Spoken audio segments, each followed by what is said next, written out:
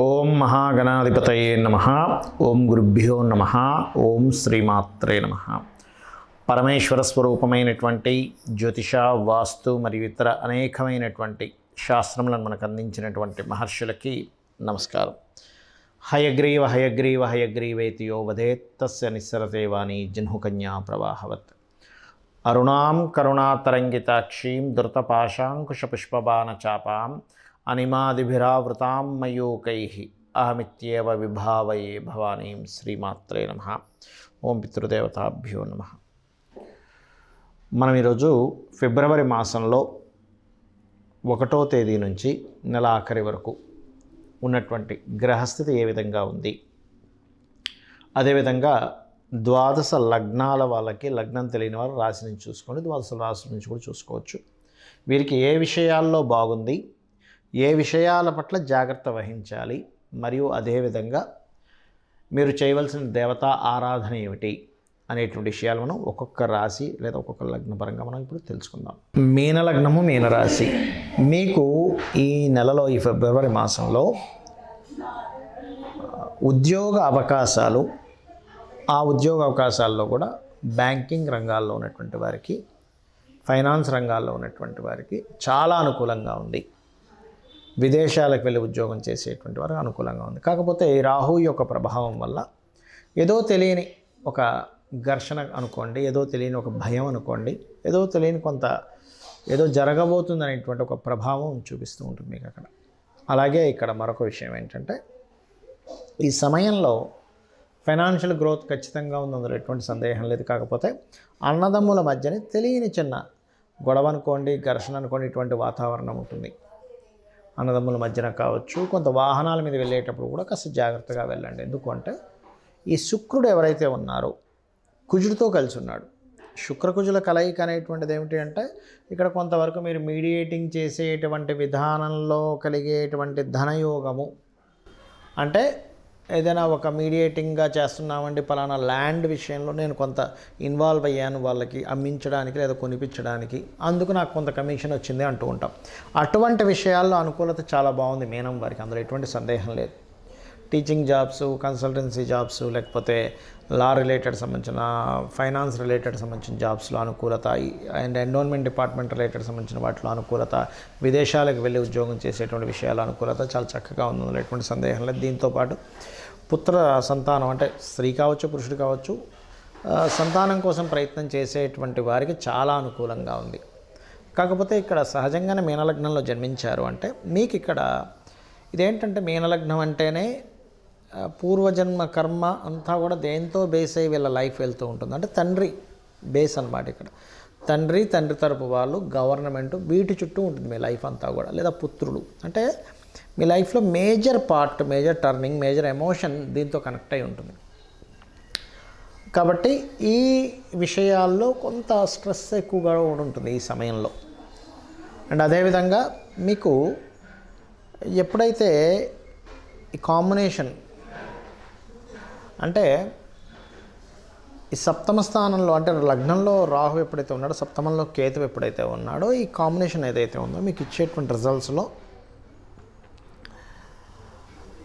మీకు వివాహ నిర్ణయాలు తీసుకునే అంశాల్లోని, ఒక పార్ట్నర్షిప్, ఒక బిజినెస్ స్టార్ట్ చేస్తున్నారు, పార్ట్నర్స్ని ఎంపిక చేసుకొని పార్ట్నర్స్గా కలుపుకునేటువంటి విషయాల్లోని 1కి 100 సార్లు ఆలోచించి నిర్ణయం తీసుకోండి. సప్తమంలో కేతు ఉన్నందుకు ఇక్కడ ఈ డెసిషన్ తప్పుగా తీసుకోవడం వల్లే మీరు ఇబ్బంది పడతారు. ఈ విషయంలో చాలా జాగ్రత్తగా ఉండాలి. అలాగే మరొక విషయం ఏంటంటే, దీంతోపాటు ఉద్యోగ కొత్త అవకాశాలు అయితే చక్కగా ఉన్నాయి, అందులో ఎటువంటి సందేహం లేదు. సమాజంలో ఏదైనా ఒక్కోసారి స్పీచెస్ ఇస్తూ ఉంటాం, లేదా ఒక యూట్యూబ్లో ఏదైనా మాట్లాడేటప్పుడు కూడా చాలా జాగ్రత్తగా ఉండాలి. ఇక మీరు రెగ్యులర్గా చేయవలసిన దేవతా ఆరాధన ఏమిటి?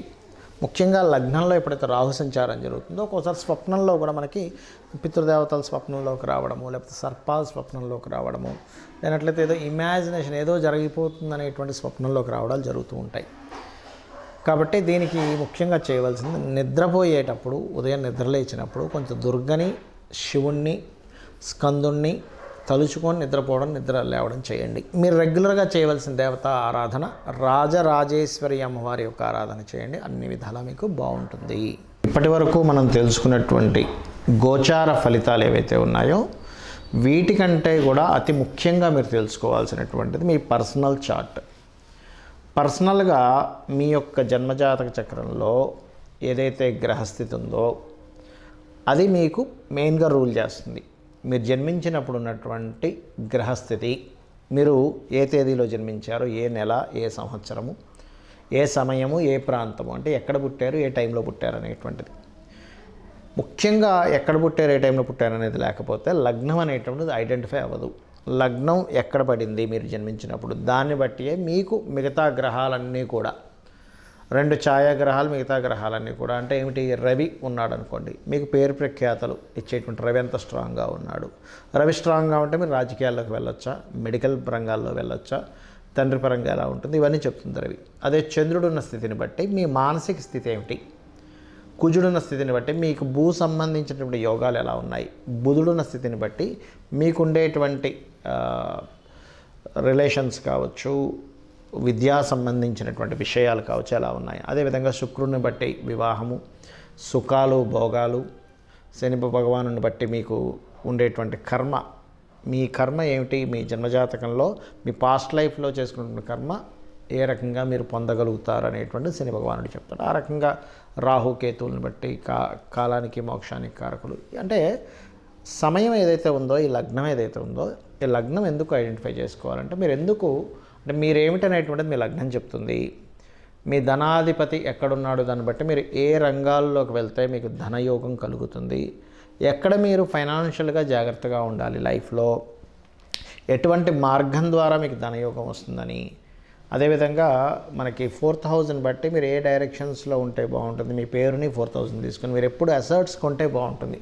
చాలామందికి మిస్టేక్ జరిగేది ఏంటంటే ఈ సమయంలో అసర్ట్ కొంటే మంచిదే అన్నప్పుడు తెలియకుండానే అనుకూలించినటువంటి సమయం కాకుండా అనుకూలించిన సమయంలో అనుకూలించినటువంటి దిశలో కొంటారు, అక్కడ ప్రాబ్లం అవుతుంది.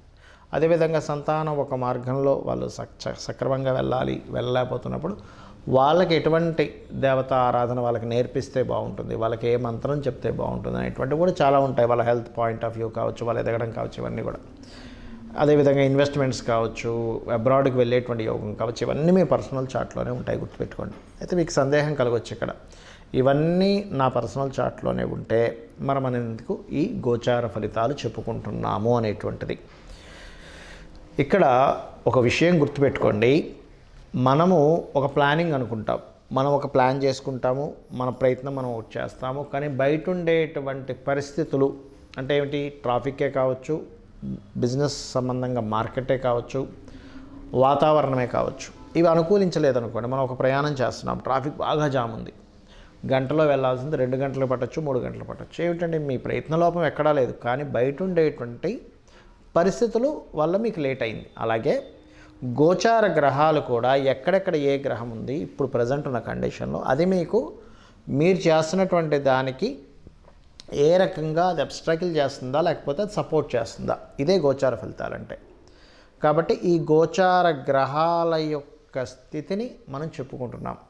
సో మీరు మీ జన్మజాతక ఫలితాలని, మీ గోచార గ్రహాల స్థితిని తెలుసుకొని మీరు పరిపూర్ణమైనటువంటి విజయాన్ని పొందాలని, అదేవిధంగా మీరు పితృదేవత అనుగ్రహం కూడా ఇప్పుడున్న గ్రహస్థితిలో ముఖ్యంగా మీన రాశిలో రాహు సంచారం జరుగుతున్నందుకు తారుమారు అవుతుంటాయని అంచనాలు కానీ అవన్నీ కూడా. కాబట్టి ఇక్కడ పితృదేవత ఆరాధన ఎక్కువగా చేయాలి. చేసినట్లయితే మీకు ఖచ్చితంగా పరిపూర్ణ విజయం అనేటువంటిది ఆ పితృదేవతల అనుగ్రహం ద్వారా మీకు లభిస్తుంది. శ్రీమాత్రే నమః.